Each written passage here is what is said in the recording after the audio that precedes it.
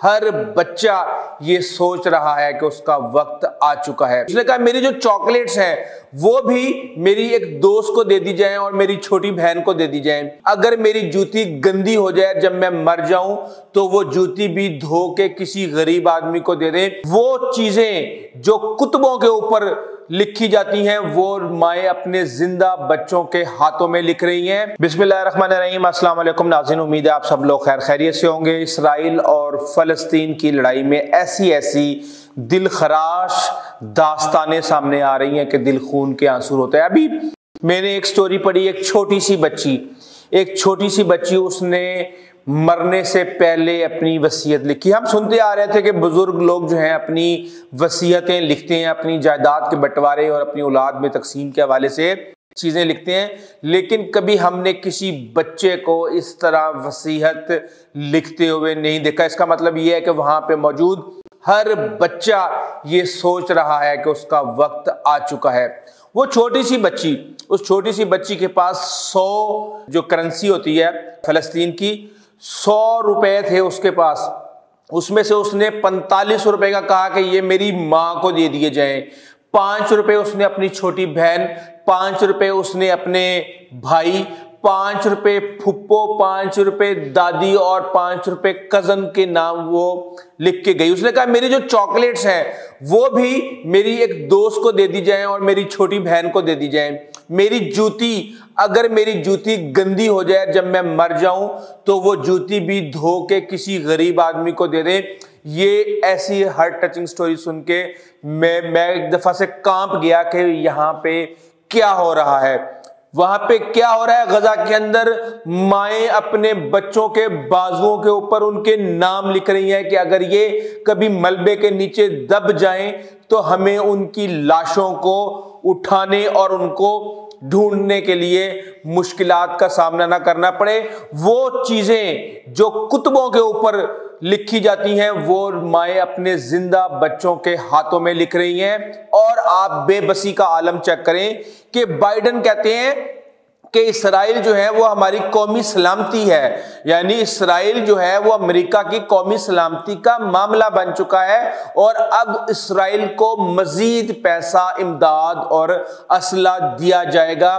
یہ دیکھیں کس طریقے سے جو کہانیاں۔ ابھی مزے کی بات یہ ہے کہ برطانیہ کے وزیر اعظم رشی سونک وہاں پہنچ گئے اسرائیل اور جا کے کہا کہ ہم آپ کی جیت کے لیے دعا گو ہیں۔ تو جناب یہاں بھی بہت سے اربوں لوگ جو ہیں وہ دوسری پارٹی کی جیت کے لیے دعا گو ہیں، اور یہ معاملہ جو ہے اس وقت یہ ایسے ہی چل رہا ہے کہ مائٹ از رائٹ، جس کی لاٹھی اس کی بھینس۔ اپنی مرضی سے نہ کوئی جنگ کے قوانین ہیں، نہ کوئی انسانی حقوق کی باتیں ہیں، نہ کوئی اور اس طرح کی چیزیں ہیں جن کے اوپر عمل کیا جا سکے، اور صرف اندھیر نگری اور چوپٹ راج چل رہا ہے۔ چلے مسجدیں آپ گرا رہے تھے، آپ ہاسپٹلز کے اوپر حملے کر رہے تھے، اب خبریں آ رہی ہیں کہ آرتھوڈاکس چرچ کے اوپر بھی اٹیک کیا گیا، جہاں پہ 18 کے قریب جو عیسائی ہیں وہاں پہ، یہ مسیحی برادر ہیں جو وہ وہاں پہ وفات پا گئے۔ اچھا، وہاں پہ ایسی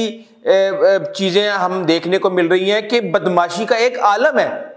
2 جہاز، 2 بڑے ایئر کرافٹ کیریئر اسرائیل کی سرحد کے پاس امریکہ نے کھڑے کیے ہوئے ہیں، اور کسی بھی قسم کا حملہ ہے اسرائیل کے اوپر اس کو انٹرسیپٹ جو ہے وہ امریکی جہاز کر رہے ہیں، اور جو یمن کی طرف سے جو ڈرونز آئے تھے اسرائیل کی طرف ان کو بھی انہوں نے انٹرسیپٹ کر کے گرا دیا۔ اس طریقے سے دفاع کیا جا رہا ہے، اور مجھے یہ سمجھ نہیں آ رہی کہ یہ معاملہ کہاں جا کے رکے گا۔ ابھی تک وہاں پہ غزہ کے اندر کسی بھی قسم کی کوئی امداد نہیں پہنچی۔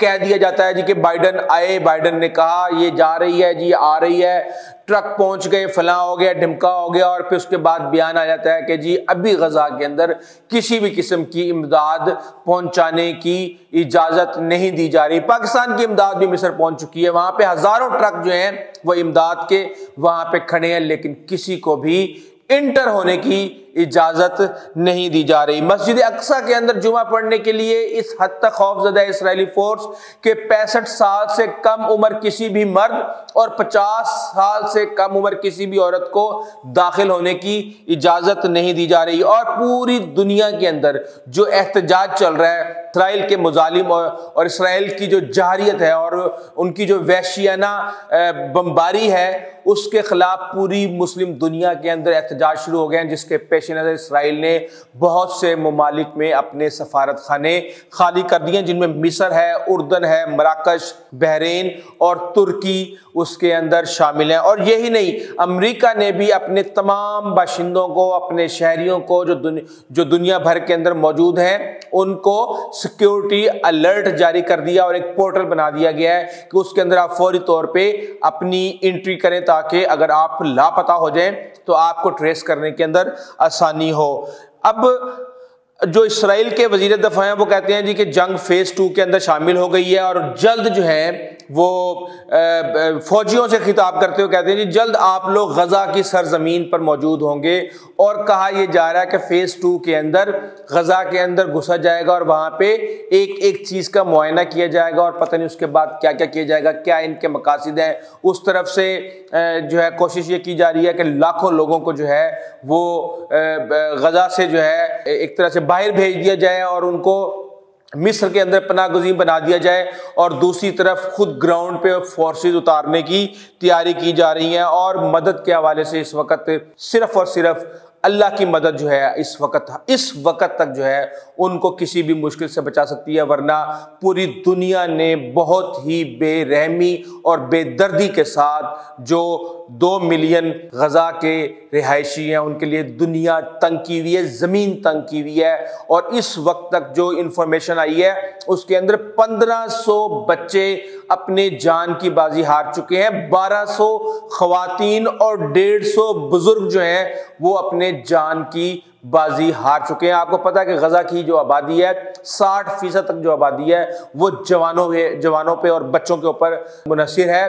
तो इस तरीके से नुकसान हो रहा है और जिस तरीके से कलेक्टिव नुकसान हो रहा है इसकी नज़ीर हमने आज तक जिंदगी में नहीं देखी। और जो इसराइल के साथ हुआ है उसका भी कोई तसव्वुर नहीं कर सकता था। जिस तरीके से उनका एक प्राउड था सिक्योरिटी का, उनका आयरन डोम सिस्टम था और दीगर चीज़ें थी, उन्होंने हर चीज़ के अंदर अपनी शिकस्त मानी है, उन्होंने अपनी इंटेलिजेंस की शिकस्त मानी है, उन्होंने अपनी दीगर चीज़ों की शिकस्त मानी है। और एक तरह से जो इसराइल के बारे में कहा जाता था कि नाकाबिल तस्खीर डिफेंस सिस्टम है, उसके भी एक तरह से शराजा बिखर चुका है। चीज़ें बड़ी तेज़ी के साथ मूव कर रही हैं और जो हमसाया ममालिक हैं, जो अरब ममालिक हैं, वहाँ पे अवाम के अंदर शदीद गुस्सा बढ़ रहा है। अगर ये मामला सही तरीके से जल्द से जल्द किसी पाया तकमील तक ना पहुँचाए गए तो ये एक बहुत बड़ी तबाही का पेश खैमा हो सकता है। इस हवाले से हमारी अपडेट्स जारी हैं। अगर आपने हमारा चैनल अभी तक सब्सक्राइब नहीं किया तो ज़रूर कीजिएगा। आइंदा तक इजाज़त दीजिए। अल्लाह हाफिज़।